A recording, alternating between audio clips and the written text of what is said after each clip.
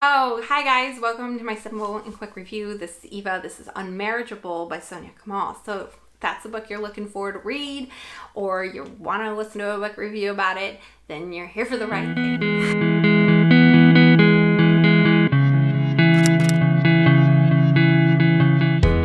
Last video. Sit down, Tinker. Sit down. My dog's here. If you can see her butt on video, I don't know if you can.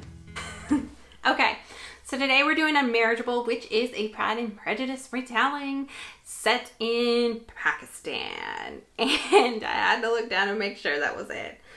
So Jenna and Alice are teachers set in Pakistan. They're these women who, kind of just like in Jane Austen's novel, they're obscure that they're single and they're in their 30s. And it's really weird for this particular society. I'm not sure because I'm not culturally knowledgeable about the society, but this book is very more oppressing on women than what is known in our general culture in America. Okay, so there's a lot of pressure on these women to be married. Jenna meets a guy named Bungles, obviously, and then Alice meets Darcy.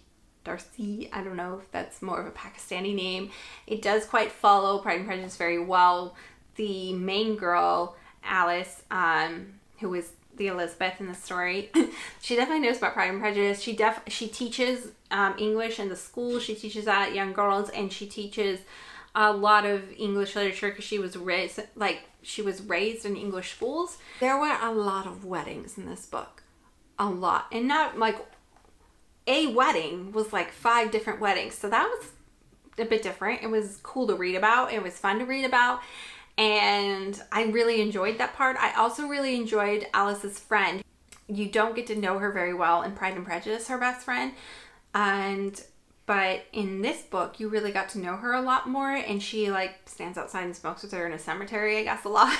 And you get to know her so much better and the reasons why she marries this like doofus of a guy, I guess. And so I felt like I was a lot more okay with the marrying of Mr. Collins, but his name isn't Mr. Collins in this book. But in Pride and Prejudice, I never really understood it, why her best friend went off and did that. And you didn't get to know her best friend very well or why they were best friends.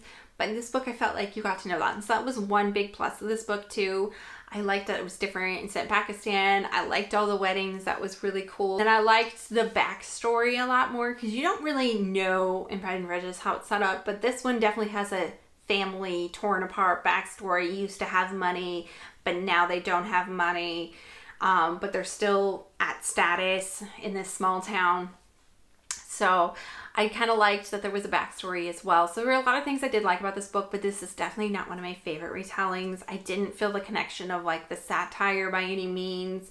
I thought this book was taken a lot more serious on the case of marriage, and I don't know if that was just like a culturally thing or I just misunderstood it. I'm not sure. This book also it divulged a lot more into like the issues a lot more, which I don't think Pride and Prejudice really does. And sometimes I think I would like that, but for some reason I didn't quite connect as well as these characters. I also read one a few months later, and it was like an India set one, and I really enjoyed that one. I thought she got it a little bit more, the author. I mean, I enjoyed this because it was a different retelling, but it wasn't my favorite. It was definitely middle of the road. But yeah, that's everything. Don't forget to subscribe below. Hit the bell below as well. It'll let you know when you get onto YouTube if I've uploaded a video. And I will see you guys in the next one. See you guys next time. Bye.